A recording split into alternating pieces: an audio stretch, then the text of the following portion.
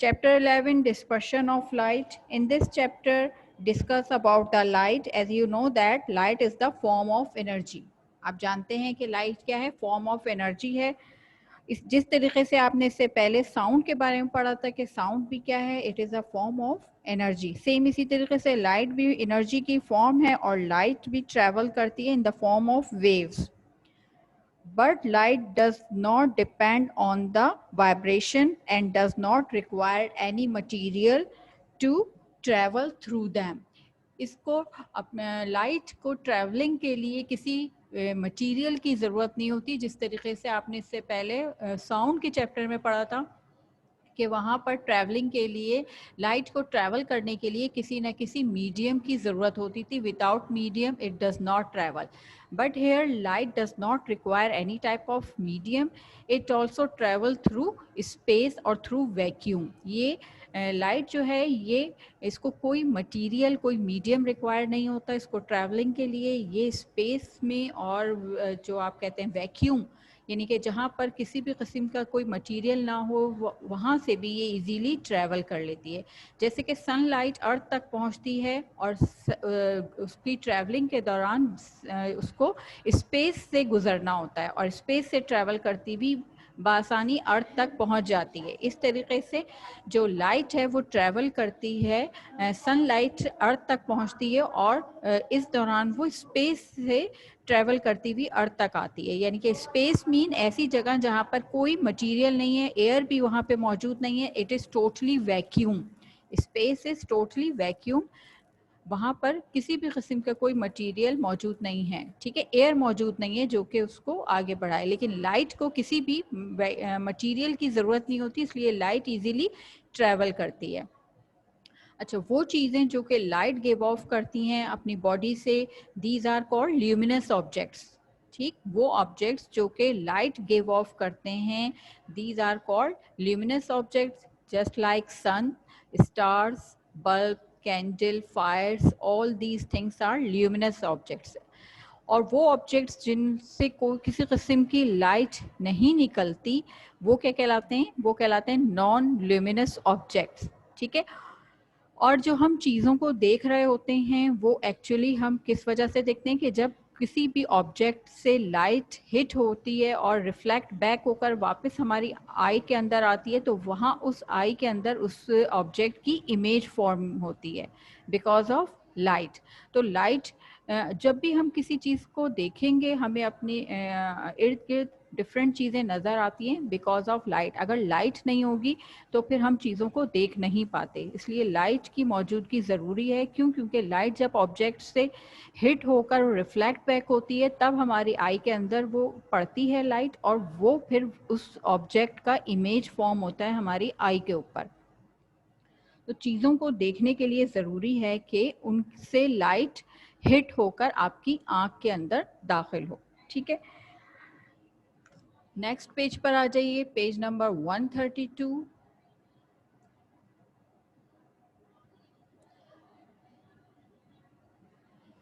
Light always travel in straight lines at very high speed. Light हमेशा जो है वो किस तरीके से ट्रैवल करती है? आपको ये तो पता है कि ट्रैवल कर रही है विदाउट एनी मीडियम, वैक्यूम से भी पास हो रही है. लेकिन उसकी जो डायरेक्शन है वो हमेशा कैसी होती है? स्ट्रेट लाइन में ट्रैवल करती है और बहुत ज़्यादा स्पीड में.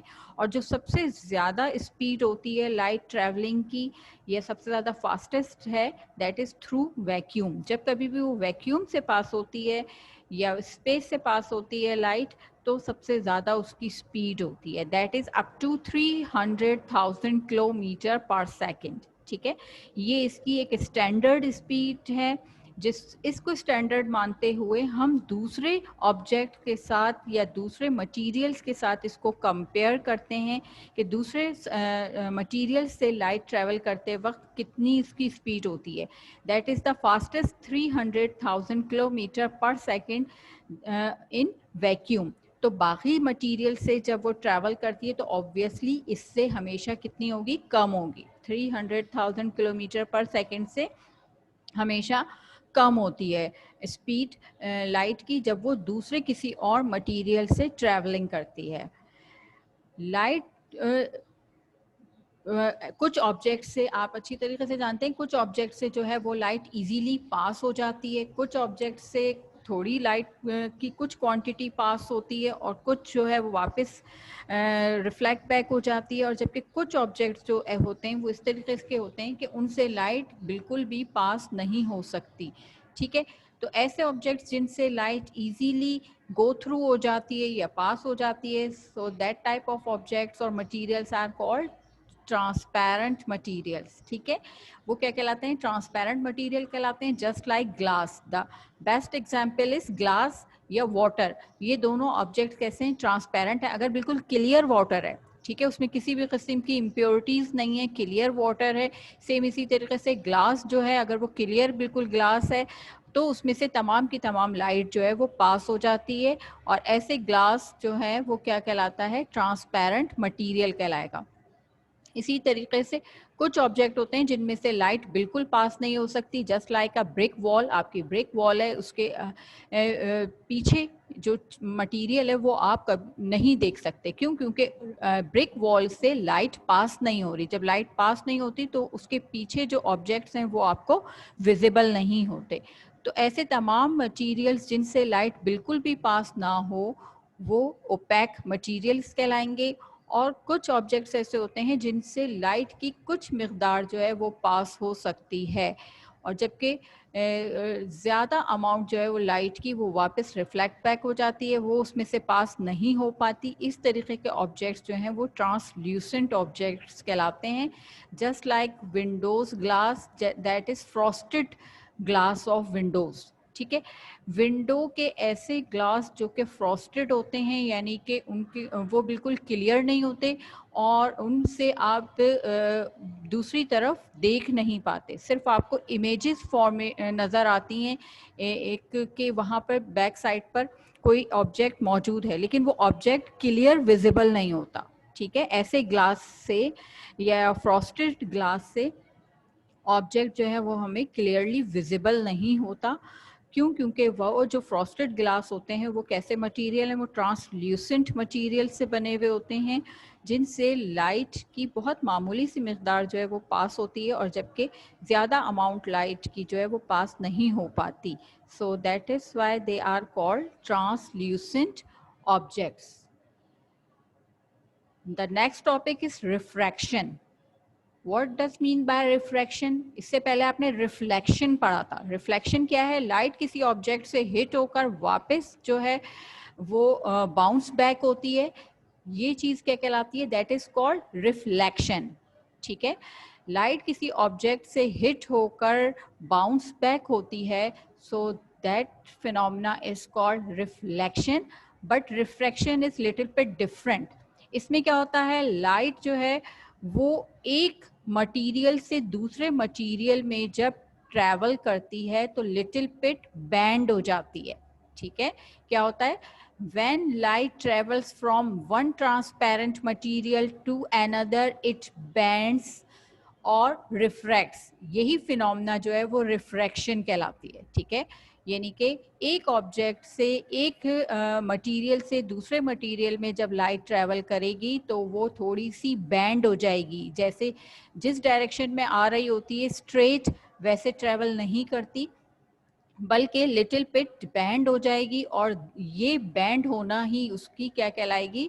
Refraction of light. ये बैंड होने की जो उसकी खासियत है या जो उसकी प्रॉपर्टी है that is called refraction of light. इसकी एग्जांपल आप इस तरीके से ले सकते हैं कि जब आप वाटर एक ग्लास के अंदर आप वाटर फिल करें, उसके अंदर आप पेंसिल डिप कर दें।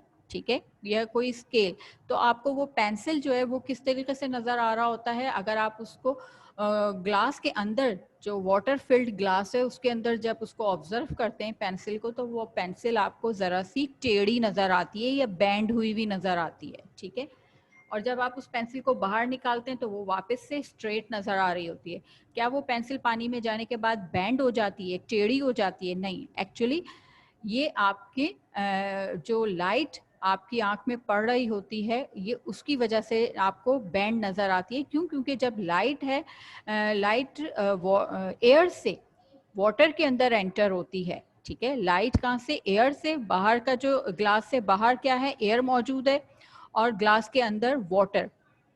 एयर से वाटर के अंदर जब लाइट ट्रेवल करती है तो बैंड हो जाती है, और इस बैंड होने की वजह से जो भी ऑब्जेक्ट होता है वो कैसा नज़र आ रहा होता है, उसका इमेज जो फॉर्मेशन हो रही होती है वो भी डिफरेंट एंगल पर फॉर्मेशन होती है, जिसकी वजह से वो हमें बैंड नज़र आता है वो ऑब्जेक्ट भी। ठीक है, तो that phenomena is called refraction of light. यहाँ पर इस रिफ्रैक्शन ऑफ लाइट को बहुत क्लियरली आपको दिखाया गया है। ये देखिए आप, ये डायग्राम पेज नंबर 132 पे जो डायग्राम बनी हुई है, ये एक ग्लास का स्लेब है।